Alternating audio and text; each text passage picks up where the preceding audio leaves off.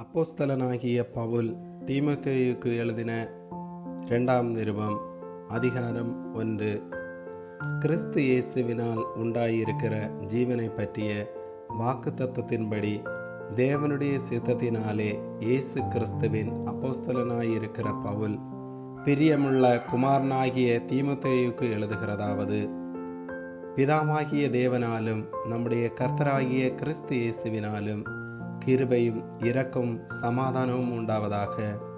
நான் இரவும் பகலும் இடைவிடாமல் என் ஜெபங்களில் உன்னை நினைத்து உன் கண்ணீரை ஞாபகம் பண்ணி சந்தோஷத்தால் நிறையப்படும்படிக்கு உன்னை காண வாஞ்சையாயிருந்து உன்னிலுள்ள மாயமற்ற விசுவாசத்தை நினைவு கூறுகிறதினால் என் முன்னோர்கள் முதற்கொண்டு சுத்த மனசாட்சியோடு ஆராதித்து வரும் தேவனை நான் ஸ்தோத்தரிக்கிறேன்.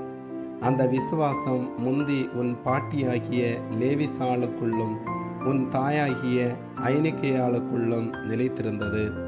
அது உனக்குள்ளும் நிலைத்திருக்கிறதென்று நிச்சயித்திருக்கிறேன்.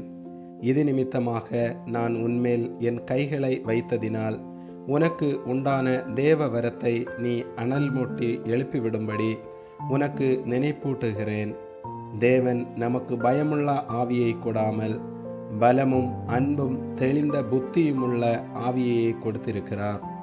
ஆகையால் நம்முடைய கர்த்தரை பற்றிய சாட்சியை குறித்தாவது அவர் நிமித்தம் கட்டப்பட்டிருக்கிற என்னை குறித்தாவது நீ வெட்கப்படாமல் தேவ வல்லமைக்கேற்றபடி சுவிசேஷத்திற்காக என்னோட கூட தீங்கனுபவி. அவர் நம்முடைய கிரியைகளின்படி நம்மை இரட்சிக்காமல் தம்முடைய தீர்மானத்தின்படியும் ஆதி காலம் முதல் கிறிஸ்து இயேசுவுக்குள் நமக்கு அருளப்பட்ட கிருபையின்படியும் நம்மை இரட்சித்து பரிசுத்த அழைப்பினாலே அழைத்தார். நம்முடைய இரட்சகராகிய இயேசு கிறிஸ்து பிரசன்னமானதினாலே அந்த கிருபை இப்பொழுது வெளிப்படுத்தப்பட்டது. அவர் மரணத்தை பரிகரித்து ஜீவனையும் அழியாமையையும் சுவிசேஷத்தினாலே வெளியரங்கமாக்கினார். அதற்கு நான் பிரசங்கியாகவும் அப்போஸ்தலனாகவும் புறஜாதியாருக்கு போதகனாகவும் நியமிக்கப்பட்டேன்.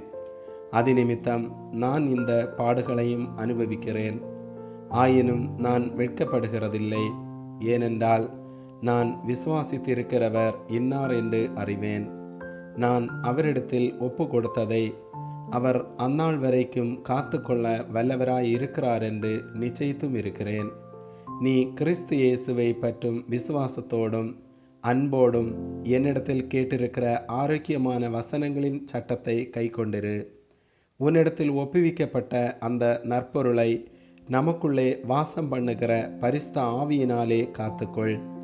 ஆசியா நாட்டில் இருக்கிற யாவரும் அவர்களில் பிகெல்லு எர்மகேனோ முதலாய் என்னை விட்டு விலகினார்கள் என்று அறிந்திருக்கிறாய். ஒனேசிப்பேருவின் வீட்டாருக்கு கர்த்தர் இரக்கம் கட்டளையிடுவாராக. அவன் அநேகந்தரம் என்னை இளைப்பாற்றினான்.